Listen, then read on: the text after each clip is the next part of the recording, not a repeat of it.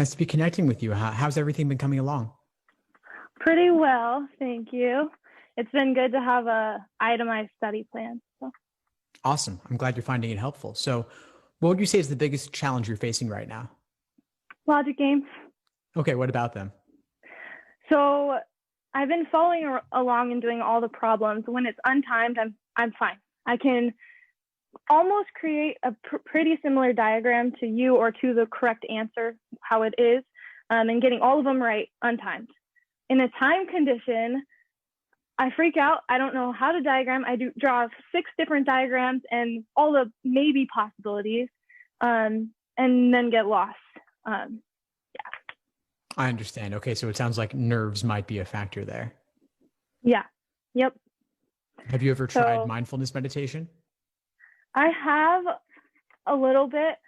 When I'm in the mindset of a real LSAT, I break down, and I don't know. And only on the logic games, it seems that it pushes me for the reading comprehension, and that's helpful. But on the logic games, I need a strategy that I can feel confident in my initial setup.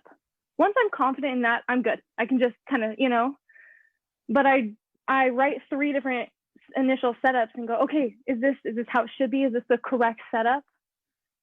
So. I see what you're saying. So you're trying out 3 different ones and you're not sure which one is the most appropriate? Yeah. And then by the time I've done that, I don't have adequate time to answer the questions. So that's where I'm missing a majority of my points. Right, I see. So it sounds like you need a way to ensure that your initial diagram is solid, so you don't need to spend time double checking, triple checking, and drawing more than you need to.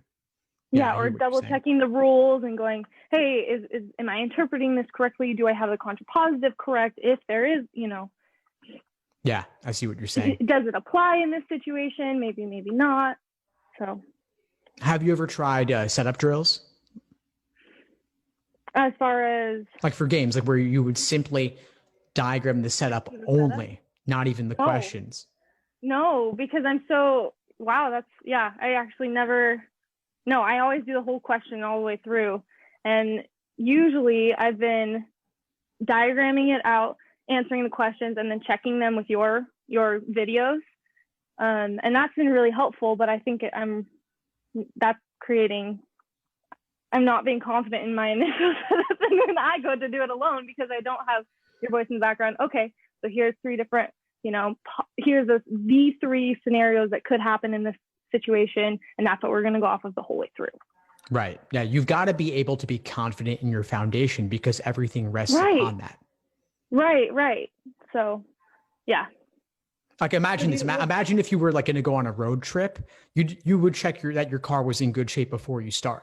If you're checking and stopping every single mile, you're never going to make it there, right? It'll take forever. And so you want to be sure that your foundation is solid so that you can just trust it and move on. Mm-hmm. So that involves the setup being good and also your understanding of the rules being good as well. Right. So would you recommend just doing over and over again, just redoing those just setup drills and then just maybe just more questions in general to feel more? Yeah. What's your target test date? My test date is November 7th. Okay, sure. So you got about a month. And so, of course, you will also want to do full-length exams and detailed review of those exams. But on the side, just doing more games in general would be good, but specifically drilling setups only. And then afterwards, you can check the explanations and see, did I go further than you did? Did you do it differently? Did you misunderstand something? But even if you did it right, maybe there's a way you could have gone a bit further, because there's a lot of times there's more you could do in the way of inference, and that's partially a stylistic thing. Different people like different things. Some like to do less setup than I do. I like to do more. But at least seeing how one could have made those inferences can be useful, and then seeing the methodical way in which you go about it versus haphazardly drawing a couple of valid scenarios that may not be the comprehensive 2 or 3. Okay. Awesome. Thanks. I have a random question on LSAT Flex. Sure. So I noticed on the Khan Academy, you can control F. Is that allowed in the actual test? Yes, it is. Seriously? It is. Yep. Wow. I know, awesome, okay. right? Yeah, no, that's sweet. I wasn't relying on it, but I noticed that it worked, a few times. So I was just curious. That's completely allowed. My proctor won't kick me out for that. Correct. It's completely allowed. LSAC has confirmed that. And so Okay, cool.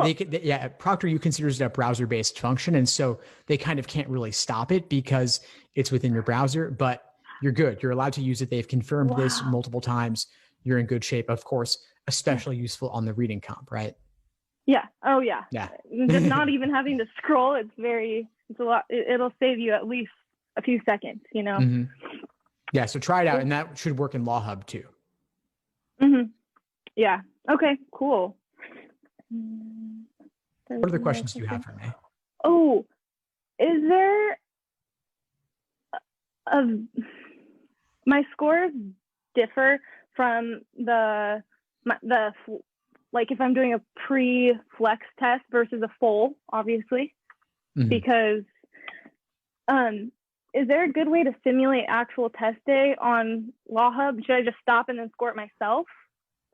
Yeah, so it's tough because LSAC hasn't released anything on scoring. Yeah, so I would do 3 sections, leave out one of the logical reasoning sections, and then I think the simplest way is to just estimate get your accuracy overall. And so if your accuracy percentage, and then calculate what that would have been had it been 4 sections at the same accuracy rate. Okay. Awesome. Yeah. Cool. Well, thank you so much for all your help, and all the resources you put out are unlike many others. So that means a lot to me. I mean, I'm really glad I've been able to help. Before we sign off, what would you say is the biggest insight you got from our call today? Just being able to talk about random idiosyncrasies that are difficult for me versus in general, it's been cool. Even I've Googled the Control F thing, and that's just a simple thing, but I think just having someone, feeling like someone's there to talk to and go, no, you've got this. Here's how to do it, and you've got this, because confidence on the LSAT is a huge thing. I noticed for me and a lot of other people, and just the process of applying for law school, there's a lot of feelings of being alone and unsure. Is this the right option? Do I study this way? Do I put this on my resume? Do I not? So feeling like I could ask anything, and just having that one answer that it's gold. So yeah, that's what I would say. Awesome. Well, keep at it, and let me know if you need anything at all moving forward. I'm happy to help. Okay. Thank you so much for all your help. My pleasure, Emily. Take care. Thanks. You too.